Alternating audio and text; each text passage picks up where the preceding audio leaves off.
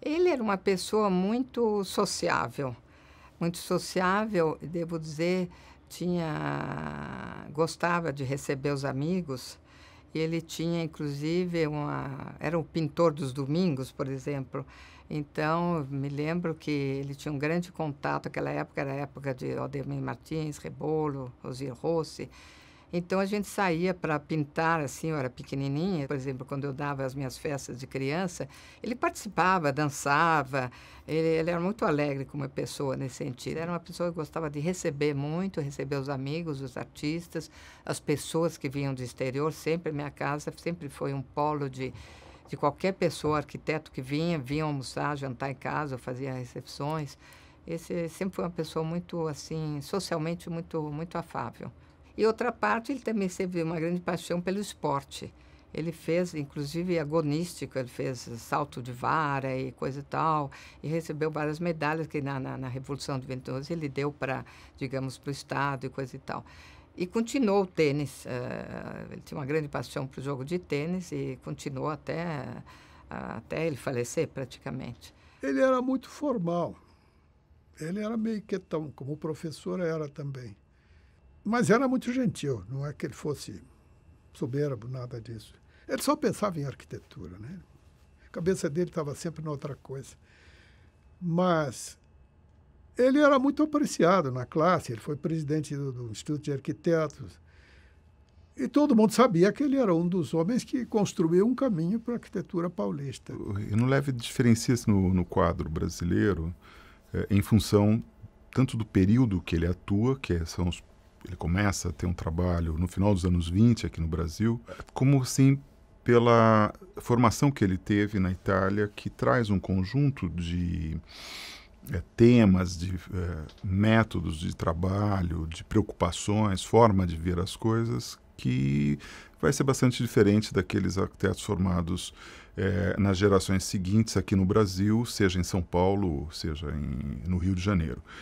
Esse quadro, né, a gente costuma dizer que é o quadro de um conceito de um arquiteto integral, um arquiteto que reúne preocupações na área artística, construtiva e urbanística, ou seja, a arquitetura é concebida como algo que articula esses três campos de uma ação na cidade, de uma preocupação e uma visão estética moderna e, ao mesmo tempo, uma capacidade de controle das funções, das funcionalidades, dos usos e da construção. E além de ser um arquiteto, chefe de um escritório, né, dono de um escritório de arquitetura, ele também atuou como professor, ele foi docente, né, da Faculdade de Arquitetura e Urbanismo da Universidade de São Paulo, né, da FAUSP, e foi também um agente bem importante, ativo nos órgãos de classe, de afirmação mesmo, da disciplina e da profissão do arquiteto do urbanismo, como, por exemplo, o Instituto de Arquitetos do Brasil. Acho que a primeira coisa que para ele era importante era a ideia de que arquitetura e urbanismo são disciplinas irmãs,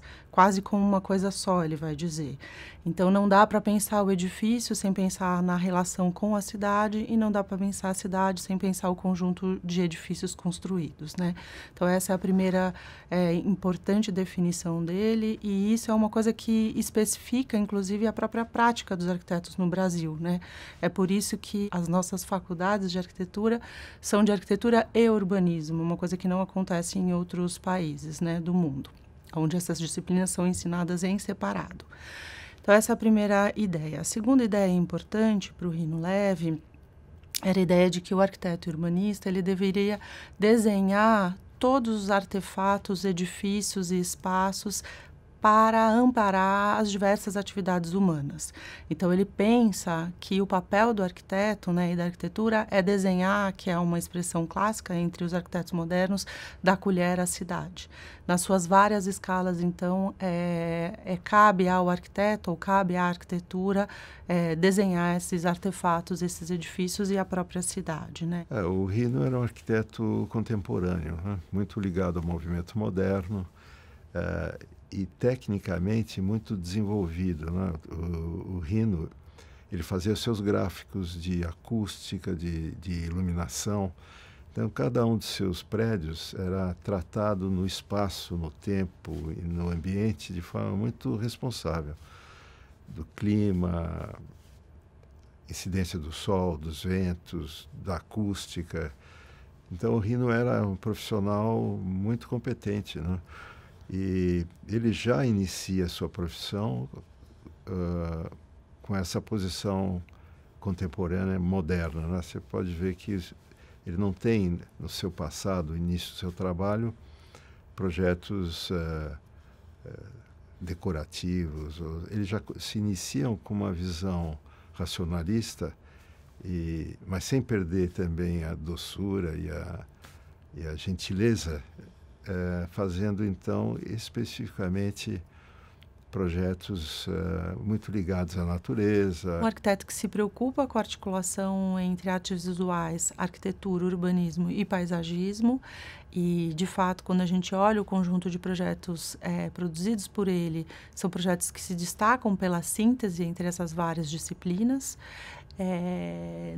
Não são todos os arquitetos modernos que têm essa preocupação, ou pelo menos que alcançam uma síntese com a qualidade que ele vai alcançar. Cada projeto dele tinha um respeito e uma consideração pelas pessoas extremamente cuidadosa.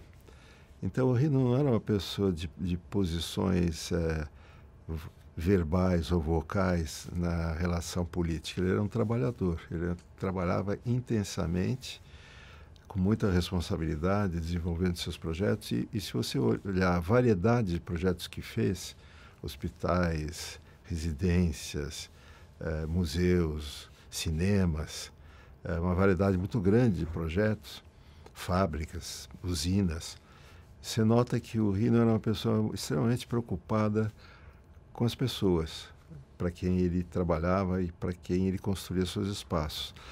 Então, acho que era realmente uma posição política, profissional muito clara. Ele não misturava nenhuma posição, nenhuma declaração, porque o trabalho dele se resolvia na oferta que ele dava do seu esforço, do seu conhecimento, né? Então, os projetos eram... Se você visitar projetos dele hoje, você vai notar que eles estão absolutamente bem conservados.